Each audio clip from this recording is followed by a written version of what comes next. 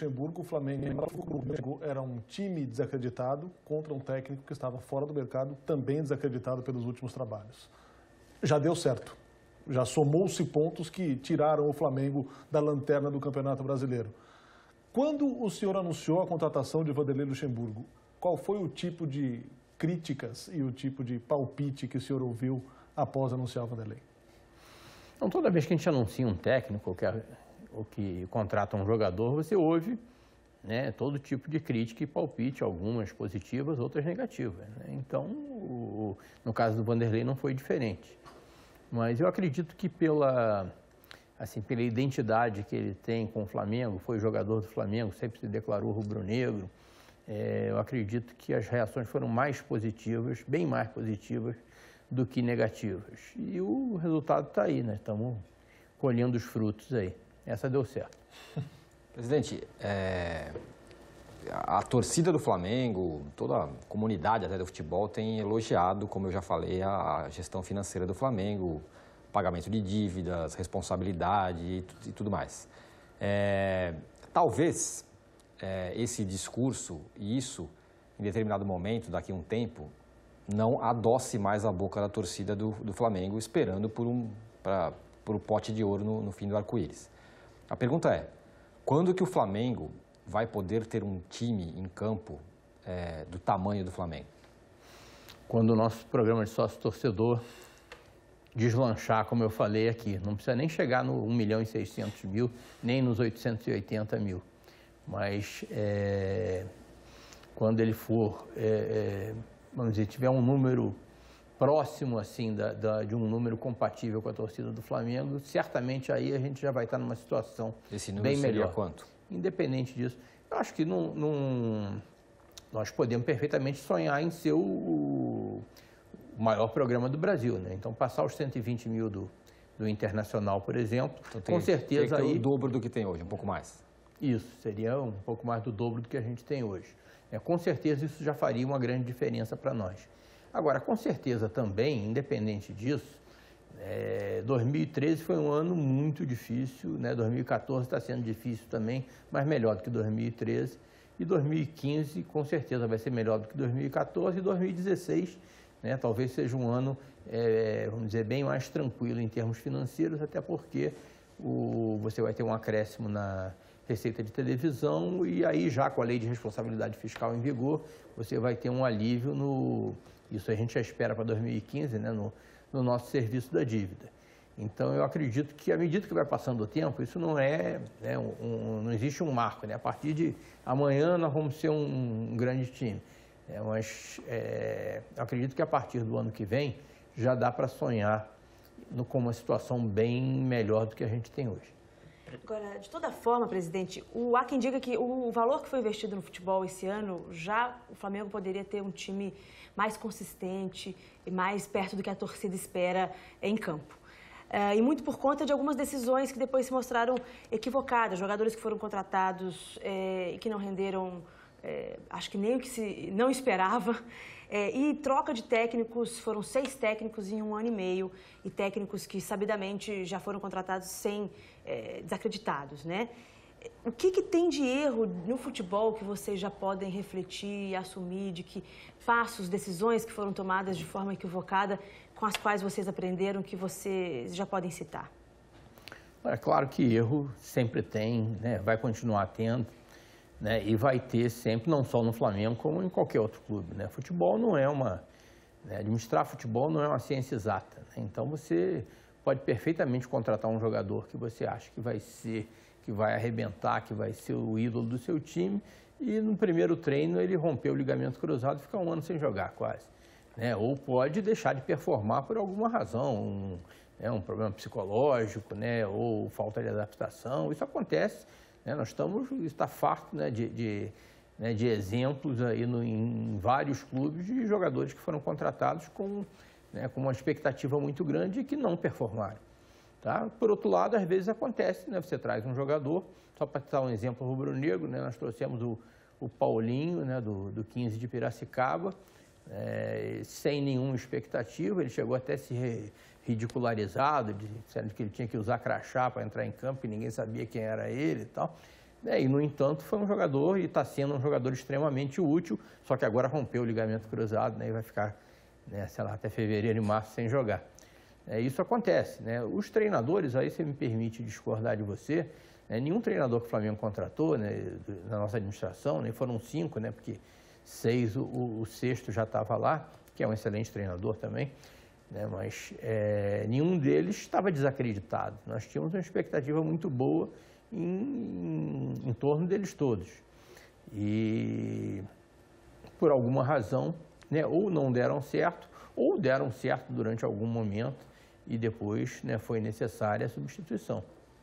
Só para continuar, agora com relação à gestão do futebol, isso também teve mudança, né? O Flamengo tinha um conselho consultivo para o futebol, depois o Flávio Godinho acabou saindo, que era o ex-vice de Relações Externas, e ele acabou sendo dissolvido. O Zico participava, inclusive, desse conselho no início da gestão.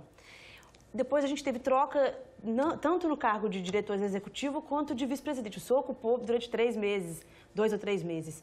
Por que tantas mudanças internas? E isso, de certa forma, o senhor considera que tem atrapalhado a apresentação do time em campo? Não, acho que a gente vai aprendendo, tá? Deixa eu explicar essa coisa do Conselho de Futebol, né? O Zico, na realidade, ele nunca trabalhou no Flamengo, nunca participou da administração do dia a dia do futebol, né? O que nós colocamos, isso na época da campanha, que a gente consideraria ele, assim, como num cargo honorífico de, vamos dizer, de principal figura do nosso Conselho de Futebol, porque efetivamente o Zico é a figura mais ilustre da história do Flamengo. Se a gente tinha a possibilidade, né, única de ter, né, o nosso maior ídolo nos apoiando numa campanha eleitoral, é claro que nós tínhamos a intenção de acionar, né, essa nossa grande figura em situações em que a gente tivesse necessidade. E, efetivamente, isso acontecia de vez em quando. Né, de vez em quando, e o Zico, né, durante esse tempo, ele teve compromissos fora do país, foi para o Iraque e tal, mas de vez em quando a gente precisava e tal, ligava e ele nunca nos faltou a dar uma opinião, né, isso, né, de forma amadora, sem nenhum tipo de contrato. Né, o Zico é o Zico, né, então está acima de todos nós. Ele nunca participou efetivamente de conselho de futebol nenhum. Quando, né, nós começamos, efetivamente existia um conselho de futebol, né, que era composto por 2 vice-presidentes, né, mais eu e o Valim era o vice-presidente de futebol. Depois, com o afastamento do Flávio Godinho, isso continuou a existir de maneira informal. Né, e, mais recentemente, depois que o Valim saiu, houve um outro comitê de futebol informal, né, que depois foi mexido também e até hoje existe, né, assim, dentre os vice-presidentes, né, existe um grupo, né, pequeno que de maneira informal assessora o vice-presidente de futebol, que hoje é o Alexandre Vrobel, e eu também procuro participar.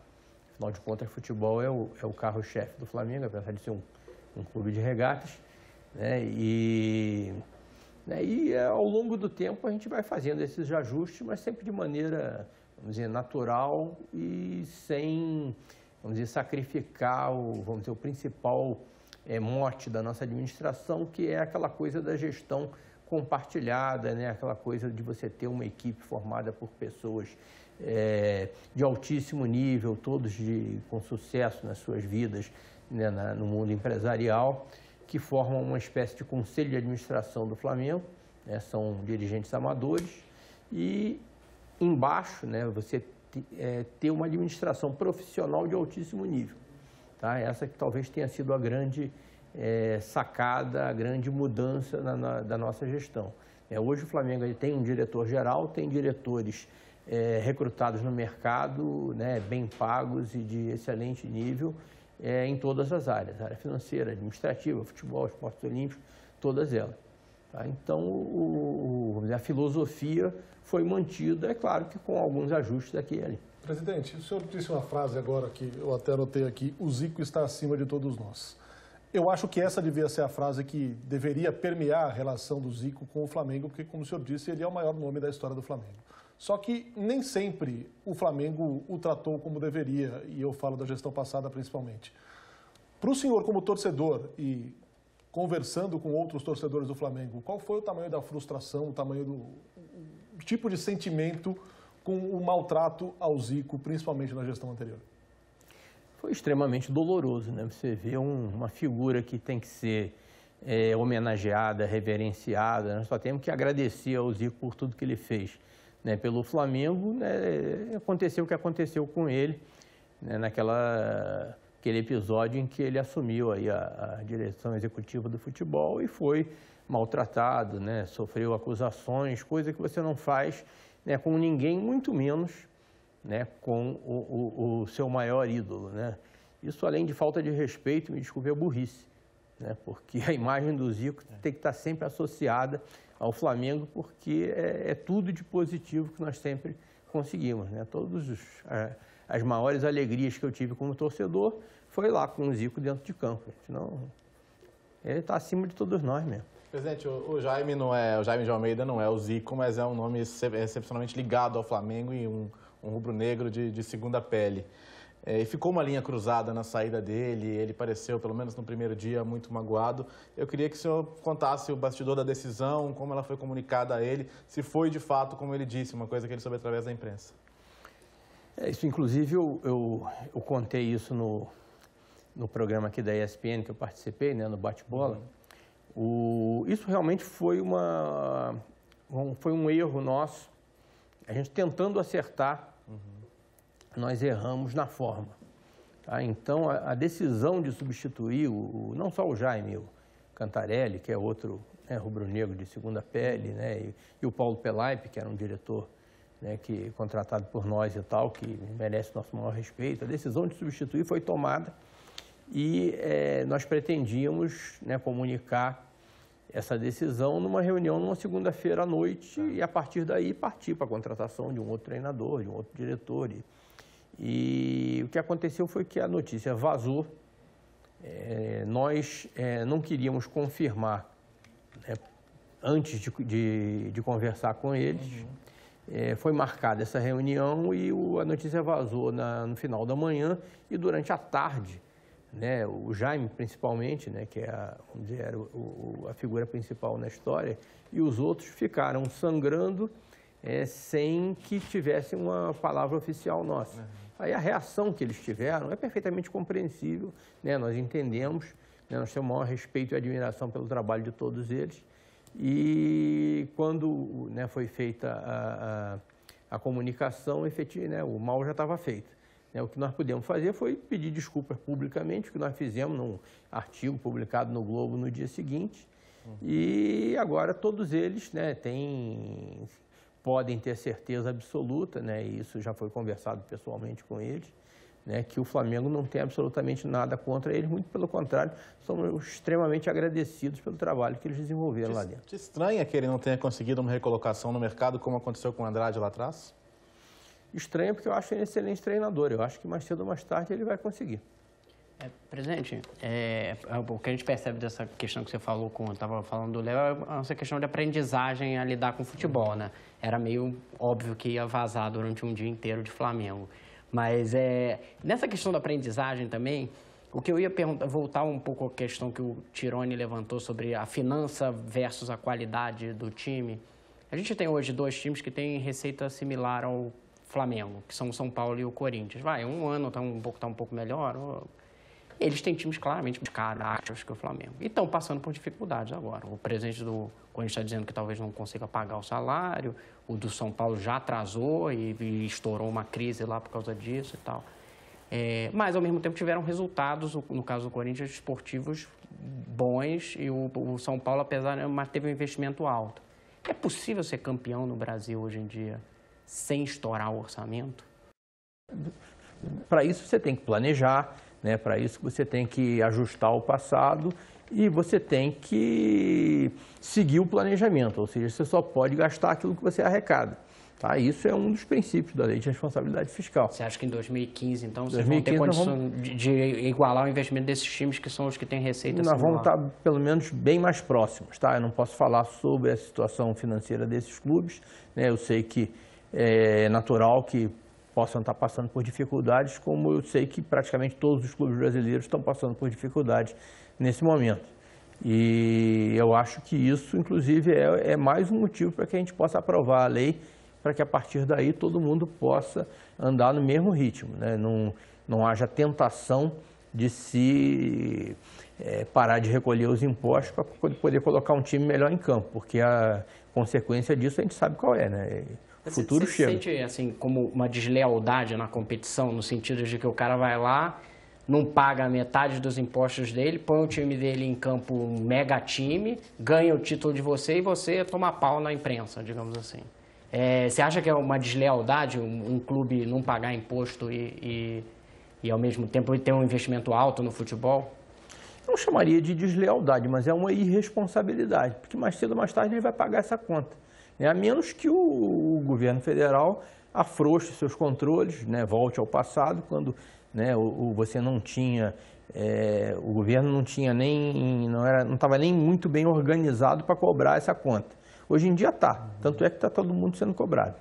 Então, você fazer esse tipo de coisa, eu só posso atribuir isso como uma ação irresponsável, que às vezes o cara está aí no final do mandato, dizendo, não, eu vou fazer isso e depois eu deixo a conta para o outro, né? Mas esse tipo de coisa a gente tem que coibir.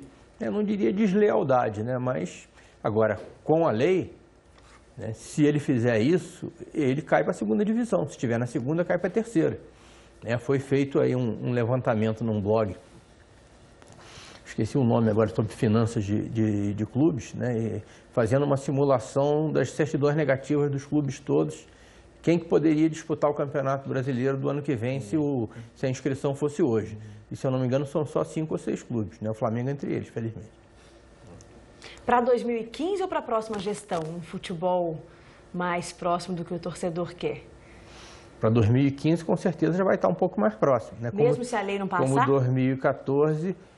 Olha, eu não quero nem pensar nessa coisa da lei, mas eu acho que se a lei não passar, o Flamengo sobrevive, outros clubes não sei, né? Sobrevive com dificuldade, mas outros clubes talvez tenham mais dificuldade ainda. Eu acho que a lei é bom para todo mundo, não sei, né, por que ela não passaria, mas com certeza 2015 já vai estar melhor do que 2014. Qual foi até aqui, de 2012, desde quando o senhor assumiu e a sua chapa assumiu, até aqui, a maior frustração que o senhor teve? Algo que o senhor imaginava que fosse fazer e que não deu certo, que não conseguiu, algum prejuízo, alguma... Difícil dizer, Tironi. Acho que cada dia a gente tem, né, muitas alegrias e algumas frustrações, né? Um grande susto que nós levamos foi quando apareceu essa dívida do Banco Central aí por operações de câmbio irregulares dos anos 90, que quase faz com que a gente perca as certidões negativas, ia jogar por terra todo o nosso esforço aí nos esportes olímpicos, íamos perder o pagamento do patrocínio da Caixa Econômica e certamente estaríamos com salários atrasados, que de repente, por mais que um clube de 40 milhões de torcedores seja poderoso, de repente desembarcar uma dívida de 85 milhões do dia para a noite aí, é um senhor susto. Mas felizmente nós conseguimos contornar e estamos seguindo em frente. Que análise o senhor faz hoje, depois da poeira baixar, do caso Mano Menezes? É difícil dizer, eu ainda não tive a oportunidade de conversar com ele. Eu não sei exatamente qual foi a motivação dele para ele sair do Flamengo daquele jeito. Existem muitas especulações, mas acho que nem seria, né, correto eu ficar falando sobre elas. O que ele falou foi que ele se achava incapaz de transmitir para os jogadores o que ele estava pretendendo e que achava melhor sair, que seria melhor para o Flamengo, inclusive. No final acabou sendo porque o Jaime assumiu o clube e nós acabamos nos recuperando no Campeonato Brasileiro e ganhando a Copa do Brasil. Eu não tenho nenhum rancor, nem nenhuma restrição aí ao Mano Menezes, não. É um grande treinador e acho que daqui para frente é bola para frente, cada um por si. Presidente, te preocupa, falando além do Flamengo, a situação dos outros clubes cariocas? Quer dizer, a gente tem o Botafogo falimentar, aí não paga salário, correndo o Vasco com dificuldade de sair da Série B no meio de uma disputa ali interna que pode matar o clube. E o Fluminense um pouco melhor, mas ainda muito dependente. Quer dizer, hoje o que a gente percebe é que numa projeção, dificilmente esses clubes vão, no futuro, conseguir concorrer de igual para igual com o Flamengo, o que não é bom para o Flamengo, né? É bom que ele tenha concorrentes similares, em patamares parecidos e tal. Eu não sei, como é que você vê esse cenário do futebol carioca hoje em dia? Eu acho que o futebol carioca, né, passa por uma crise, evidentemente, e o nosso interesse é que esses 3 clubes que você citou aí se recuperem e que possam ser adversários à altura do Flamengo. Claro que o Flamengo sempre ganhando, né? Mas eles lá competindo ali de igual para igual, e não acho que seja difícil não, porque, quer dizer, não acho que seja impossível, porque são clubes que têm uma torcida muito grande, inclusive fora do Rio de Janeiro, que é uma característica dos clubes do Rio de Janeiro, que eles têm torcida no Brasil inteiro. Então, acho que existe um caminho aí para a recuperação dos clubes. Agora, o próprio futebol carioca, eu acho que ele precisa melhorar a sua governança, né? O campeonato carioca tem que ser mais atrativo. Na época, inclusive, isso foi noticiado por vocês da eleição do presidente da federação, 3 dos 4 grandes clubes, né? Só o Botafogo ficou de fora na ocasião, divulgaram, né, uma nota justificando por que não iriam participar da eleição e cobrando alguns pontos, né, que nós entendíamos que seriam fundamentais para que fosse alcançada a recuperação do futebol carioca.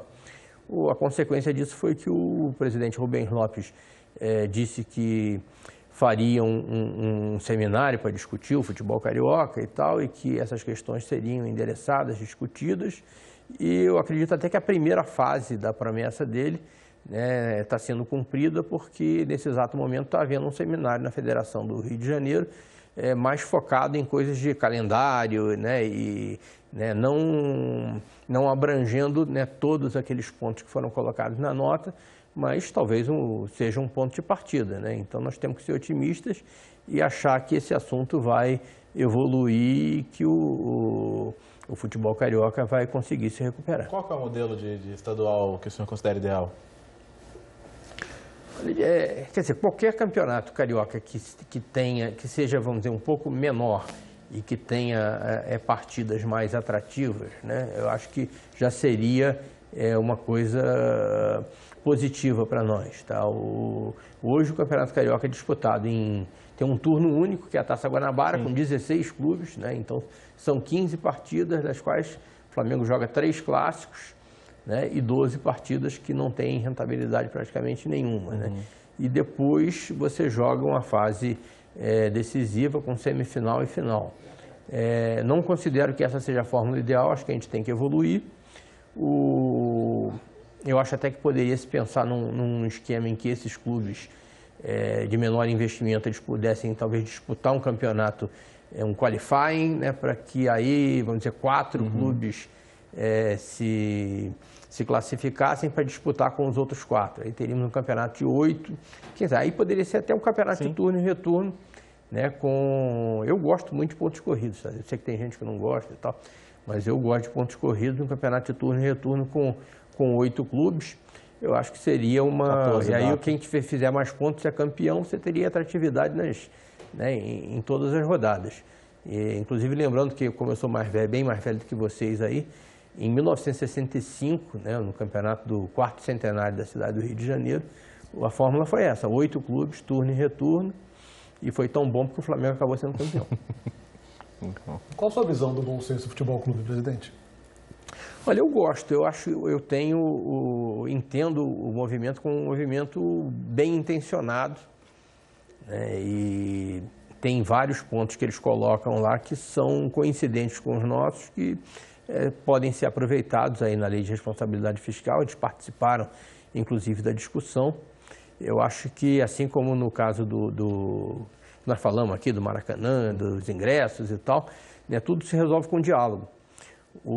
Tem alguns pontos que eles colocaram também que eu ainda assim não entendi como é que a coisa fecha ativo e passivo, né? Quem é que financia, aquela coisa dos 600 e tantos clubes em atividade o ano inteiro e tal. Eu acho que é uma ideia positiva, né? Desde que a gente não tenha que pagar a conta, né? Alguém tem que pagar essa conta, mas talvez isso possa ser conseguido através de jogos regionais e tal. Não sei, eu acho que é sentar e estudar as propostas. De uma maneira geral, acho que o que eles querem é a responsabilidade fiscal, a responsabilidade no pagamento dos salários, das dívidas trabalhistas e tal, e isso eu sou inteiramente a favor, estou com eles.